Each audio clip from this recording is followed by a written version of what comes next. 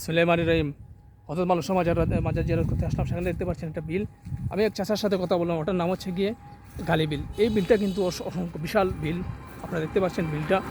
কিন্তু এই বিলটা কিন্তু আহরণ করে কিন্তু অসংখ্য মানুষ কিন্তু সেখানে জীবনকে পরিচালিত করে থাকে। বিলের যে প্রাকৃতিক সৌন্দর্য সত্যিই কিন্তু আপনাকে বিমোহিত করবে, যে কোনো মানুষকে বিমোহিত করবে। কালী বিলের এই যে দৃশ্যগুলা দেখতে পাচ্ছেন, বিলের মধ্যেখানে কিন্তু অসংখ্য সারি সারি গাছ আছে। আপনাদেরকে দেখাচ্ছে বিলটা, কিন্তু আসলে পাশে কোনো নৌকা নেই। নৌকা থাকলে অবশ্য নৌকা থেকে পরিদর্শন করে সেটা দিয়ে গিয়ে দেখা যেত। কালী বিলের সামনে কিন্তু একটা দ্বীপ এলাকার মতো গাছ দেখতে পাচ্ছেন আপনারা। এটা আসলে সত্যি সুন্দর এবং মনোরম দৃশ্য, প্রাকৃতিক দৃশ্য, সত্যিই অসাধারণ দৃশ্য। যে কোনো মানুষকে কিন্তু মুগ্ধ করে সে করবে এই গালিবিলের যে প্রাকৃতিক দৃশ্য, অসাধারণ দৃশ্য।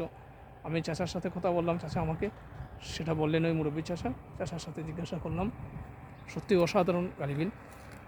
কারণ এই যে বিলের যারা এই এলাকার মানুষ, এরা কিন্তু বিলের সাথে একটি সংগ্রাম করে তাদের জীবন পরিচালিত করতে হয়।